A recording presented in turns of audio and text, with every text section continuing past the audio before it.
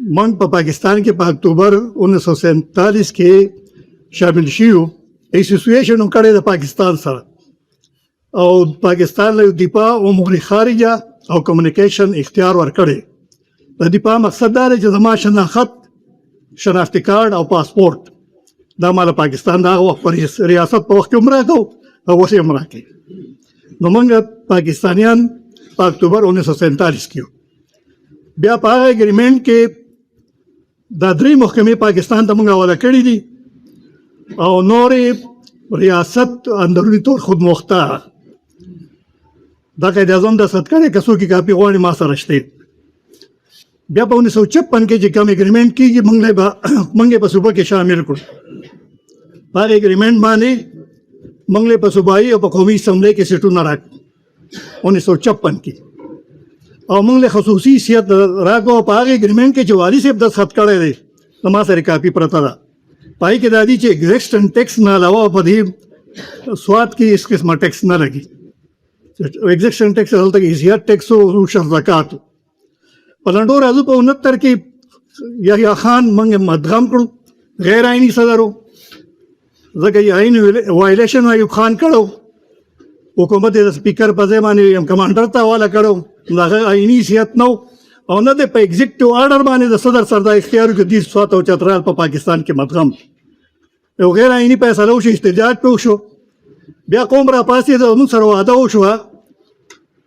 بیا د یحیی خان تقریر دی چې دلته کې بس 100 کاله ټیکس نه لګي اګریمنټ نه دی دا دغه تقریر دی. او بیا موږ سره وعده وشو چې تاسو خصوصي حیثیت به برقراري د 72 په عبوري آئین کې بیا د 73 په آئین کې آرټیکل 246 او 47 شامل شو. آرټیکل 246 وایي چې هر قبایل څوک دي او بیا په 247 کې چې کله پارلیمنت یا صوبایي حکومت یو قانون پاس کړي نه بدلته نه نافذ کړي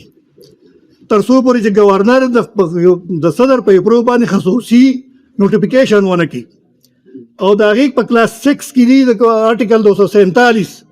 چې کله دلته یو قانوني تبدیلي راځي یا په حیثیت کې تبدیلي راځي نو د دې علاقې د ایلډر نه به اجازت اخلي یعنې د جرګې نه به اپروول اخلي. نو هغه آرټیکل 246 چې ختمېدو نو دا غیر آئیني طور ختم شو ځکه چې د آرټیکل د 247 د آرټیکل 6 خلاف ورزي وشوه او هغه امینډمنټ وشو. اوس دغه امینډمنټ په سپریم کورټ کې چیلنج شوی دی. د هغې دپاره لارډ بینچ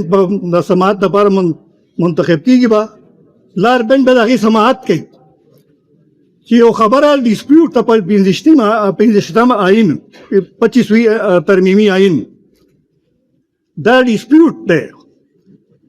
نو بیا دلته کې نه فرض که زه په یو ځمکه دا وکړم زما دي نه وي خو زه بیا نه خرڅولی شم نه یې اخیستی شم نه یې څوک خرڅولی شي. نو چې کله یو خبره په سپریم کورټ کې ډسپیوټ ده نو ته دلته هېڅ قسمه قانون یا څه شی نشي راوستی ټیکس نشي راوستی. بیا دا ده چې کله 15 آئیني ترمیم شوی دی نو په دغې کې شیډول نه دی ورکړی چې په ملکنډ ډویژن کې به کم قوانین نافظ یا بنیپازي ماضي یا بنیپازي مستقبل دا به کې نشتی چې تا شیډول نه دی ورکړی چې د پاکستان کم قوانین به دې علاقې ته راځي. او دا خو تا نه دي لیکلي چې مکمل موږ هر څه په دې علاقې کې شامل کړو قانونونه دا نشتی. بیا دلته کې شرعي ریګولیشن 2009 نافذ دی. نن هم های کورټ ته موږ دارالقضا وایو نن هم سیول جج ته موږ اعلی قاضي وایو نن هم سیشن جج ته چې موږ درخواست لیکو نو اعلی ذله قاضي ورته لیکو. نو چې دلته شرعي ریګولیشن 2009 نافذ دی او دا نه دی واپس شوی او د هغې په شیډول کې چې کم قوانین دي هغه دلته نافذ دي او د هغې په شیډول کې چې کم قوانین نشته نو هغه دلته نشي نافذ کېدی. بیا به اول د دې 2009 د شرعي ریګولیشن فیصله کوئ ځکه چې دا تاسو واپس اخلئ نو بیا به د خلکو سره د شریعت خبره واده به ستاسو غلطي شي. نو دلته کې قانوني خلا هم شته. اوس موږ څه کوو؟ اوس خو یو قانون پاس شوی دی دا بجټ چا پیش کړی دا حکومت نه دی پیش کړی. بله زموږ یو سینیټر صاحب په سینیټ کې وي چې دې نه وزیر اعظم صاحب هم نه دی خبر چې دا بجټ کې څه دي او دا کم وزیر دا خزانه چې دی دا IMF نماینده دی دلته کې دا خو دلته کې منتخب کس نه دی دی راوستو د IMF نماینده سینیټر کو بجټ د IMF دی IMF وایي چې موږ استثنا نه منو اوس هغه د IMF د ملکن ډیویژن نه څه خبر دی چې دلته کې کم صورتحال دی په موږ څه تېر شو په موږ زلزلې راغلې په موږ طالبان رالو په موږ باندې دهشتګردي راغله په موږ باندې اپریشن یې وشوې اوس هم زموږ روډونه وران پراته دي زموږ سکولونه وران پراته دي خو یو خبره کومه چې مرکز زموږ نه ټیکس غواړي اول به موږ سره حساب کوي چې 2010 کې عالمي برادرۍ موږ له څومره امداد راکړی $1.5 ارب دی هغې موږ له حساب راکړي دا په سوات کې یا په بلکن ډیویژن کې کم ځای لګېدلي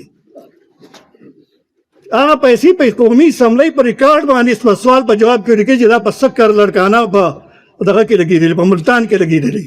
ته زما خیرات ځي زما نه اخلي او په ملتان په پنجاب کې لګې